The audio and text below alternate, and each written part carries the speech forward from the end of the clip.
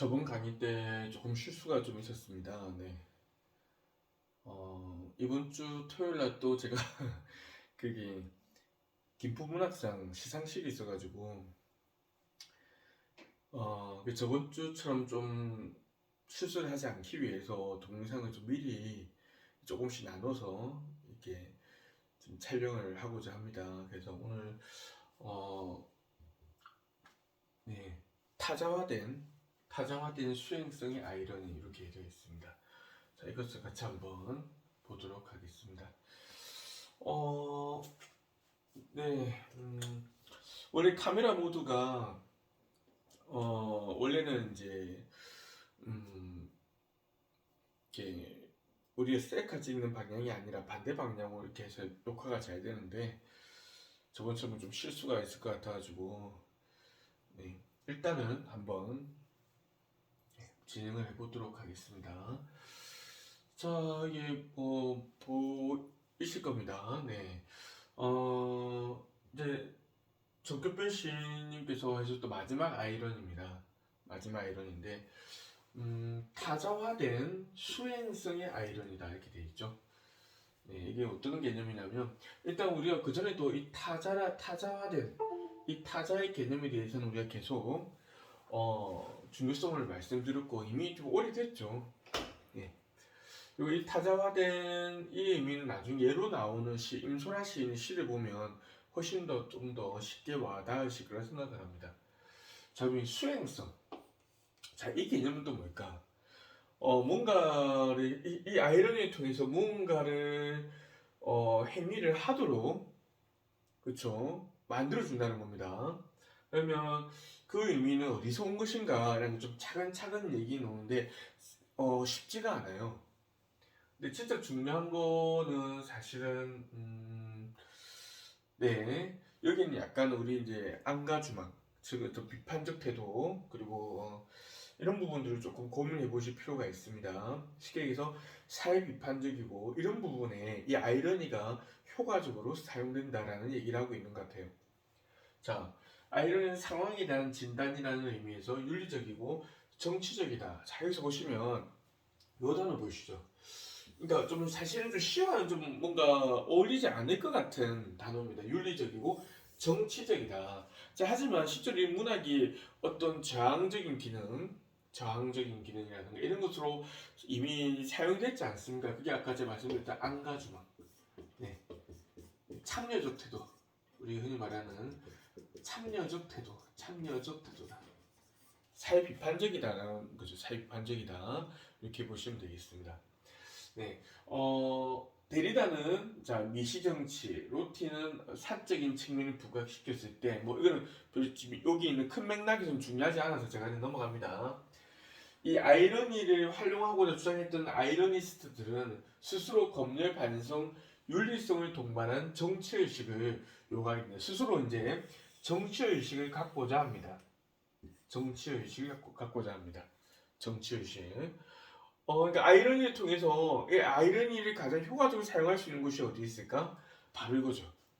예. 그러면 지금 우리가 내가 국회의원하고 막 내가 뭐 무슨 장관하고 막 이런 게 아니라 시민으로서의 정치적 의식, 민주 시민으로서의 정치적 의식을 갖도록 하는데 이 시에서 아이러니가 굉장히 큰 작용을 한다는 겁니다.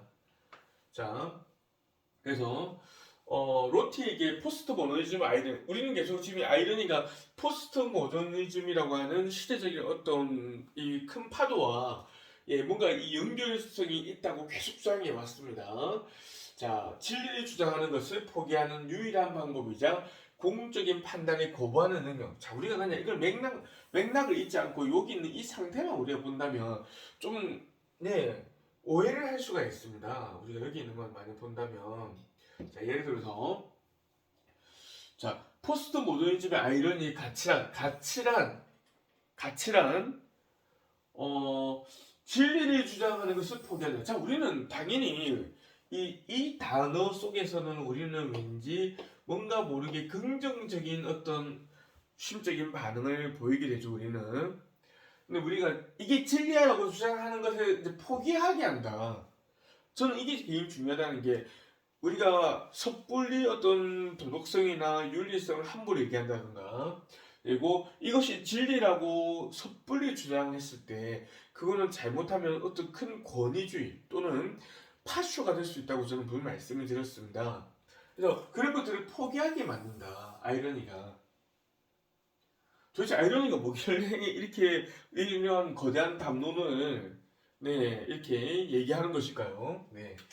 자, 유일한 방법이자 공적인 판단에 거부하는 능력이죠. 자, 공적인 판단을 뭔가를 우리가 이게 옳다 그르다라고 하는 판단을 거부한다. 거부한다. 이게 뭐와 관련되어 있다? 바로 포스트 모더니즘과 성격과 연결되어 있다라는 거죠. 기존에 모더니즘에서 어떤 가지고 있던 질서, 그 세계들의 어떤 지향성, 그들이 가지고 있던 틀, 이런 거에 대해서 아닌 것 같은데라는 의문을 던지기 시작했고, 그리고 거기 기존의 질서에서 저항을 하기 시작했습니다. 그게 포스트 모더니즘 아닙니까? 네. 그래서 이러한 능력이 우연적이고 상황에 의존한다는 것을 알고 있기에, 그러니까 뭐냐면, 자, 우리가 이게 진리야. 앞으로 이걸 이렇게 하기로 했어. 이게 공적이라고 생각해. 사적인 것들은 이제 거부하고 이게 공적이야. 자, 이라는 건 우연적이고 그때 다르다. 케이스 바이 케이스 아닙니까 이게 바로. 그래서 세계와 우리는 사적으로나 철학적으로나 아이러니하다. 네, 이렇게 되어 있네요. 그래서 사실 실제 보면 우리는 굉장히 아이러니한 상황들을 함께 옆에 두고 살아가고 있습니다. 우리가 당연하다고 믿는 당연한 세계들. 예, 당연하다고 믿는 것들은 진짜 당연한 것일까라는 의문. 진짜 이 포스트 모더니즘 시대에서 가장 기본이 되는 태도고 그 질문의 자세가 아니겠습니까?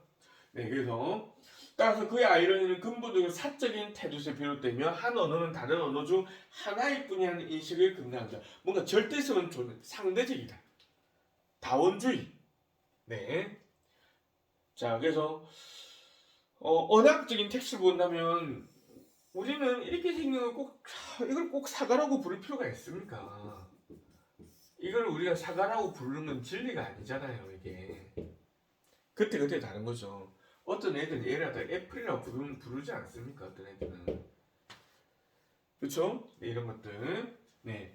자, 진리와 토대를 믿지 않는다고 주장하지만 파괴적인 잠재를 가진 아이러니에 정치적 힘을 강조한다. 자, 그래서 아이러니에는 정치적인 힘이 있다. 아까 말씀드렸지만 이게 지배층이 피지배층을 뭔가 억압하는 그 정치적 개념이 아니고 민주시민으로서의 시민의 정치 의식.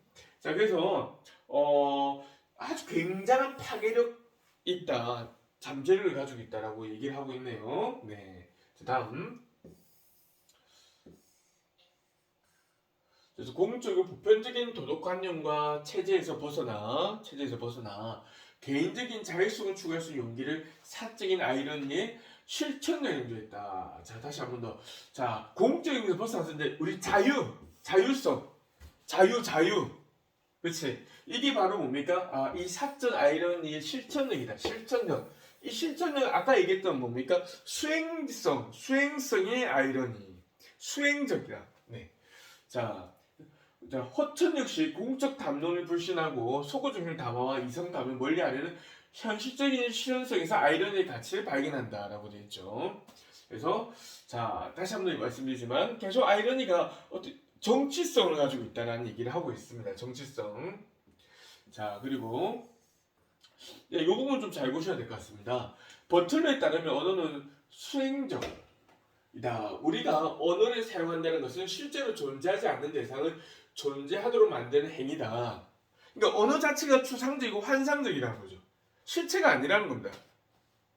예.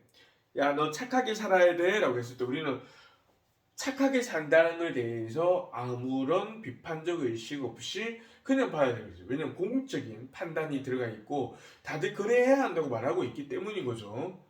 자, 진짜 그런가요? 자, 착하게 살아라. 자, 이 말 자체가 언어적인 기본적으로 호구입니다. 호구. 추상적인 거죠. 그래서 언어적 환상으로 인해 언어가 지시하는 것이 이전에 존재한다고 여겨지도록 하는 현상을 수행적 언어 효과라고 버틀러 주한다. 자, 수행적 언어 효과라고 버틀러는 주장한다. 이렇게 되어 있습니다. 자, 수행적 언어. 이게 아까 타이틀 제목에 있던 거죠. 네. 아이러니가 이런 거를 훨씬 더 효과적으로 나타내게 해준다는 거죠. 그런 언어 효과를 통해 우리는 자아와 언어에 대해 아이러니하게 의심할 수 있게 된다. 자, 여기서 의심은 좋은 말일까요? 안 좋은 말일까요? 당연히 좋은 말입니다. 비판적 의식을 가지게 되는 거죠. 그냥 수동적으로 수용하는 게 아니라 뭔가 능동적으로 읽게 됩니다. 능동적으로 글을 쓰게 됩니다. 그렇죠? 그래서 이 의심한다라고 하는 것은 비판적 의식을 얘기하게 됩니다.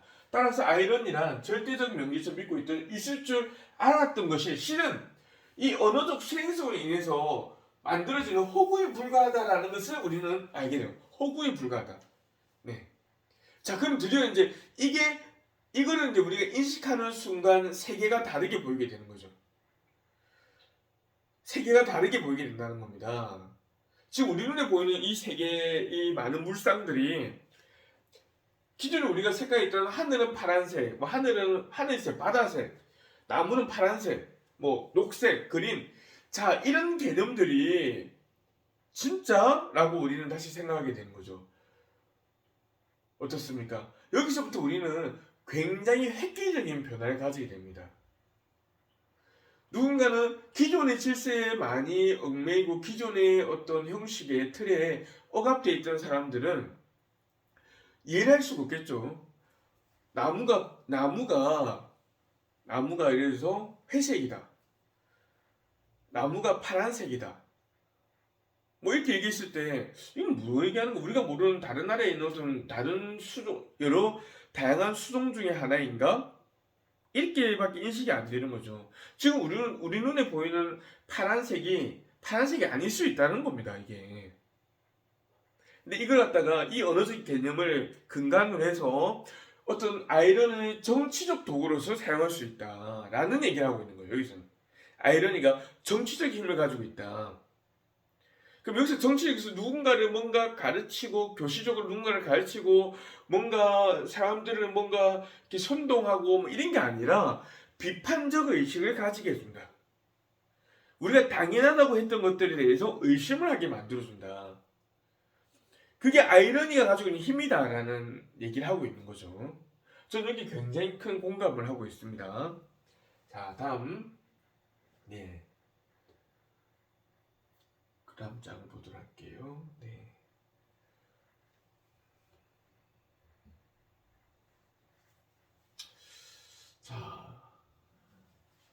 자, 이는 파괴를 유도하는 정치적인 의미가 있다. 여기서 파괴는 좋은 걸까요? 안 좋은 걸까요? 예, 긍정적 의미로 사용되는 거죠. 기존에 있는 우리가 당연하다고 했던 것들에 대한 파괴, 의심할 수 있는 기회를 줬다. 네, 다음에 기성의 언어, 잘 보십시오. 기성의 언어, 기존에 이제 우리가 전통적으로 쓰던 언어, 문학에 사용된 언어, 시라면 전통적 시대에 사용되는 언어적 질서가 있지 않습니까? 그래서 그거는 환상적인 권력 구조다. 그것도 사실은 실체가 아니라는 거죠. 계속해서 시들이 그렇게 쓰여지면서 그게 권력을 가지게 됩니다. 그러니까 이런 A라는 형식이 계속 쓰이다 보니까 A가 아닌 형태 B, C, D, E가 나오면 사람들이 저거는 C도 아니야 라고 해버린다는 거죠. 그래서 거기에 저항하기 위한 탈맥락화와 재의미화에서 아이러니 쓸모, 효용성을 찾을 수가 있다. 굉장히 멋진 말입니다. 그럼 포스트 모던 정치에서 아이러니는 더욱 중요하다. 폭력과 힘의 논리에 좌우되어 그릇된 길을, 잘못된 길을 갈 오류를 줄여주는 역할을 아이러니가 하기 때문이다. 자, 이런 언어적인 아이러니 표현을 통해서 우리는 독자로 하여금 뭐를 할 수 있다는 겁니까? 비판적 시각을 가지게 해줄 수도 있다라는 겁니다. 네, 그런 이제 맥락은 그런 뜻입니다. 전체적인 의미에서 여기서 사용된 아이러니. 자, 그리고 그 뒤에 나오는 시가 임소라 씨의 시가 나와 있는데 굉장히 재미있는 시였습니다. 네, 잠시 끊었다가 시 설명 들어가도록 하겠습니다. 네, 감사합니다.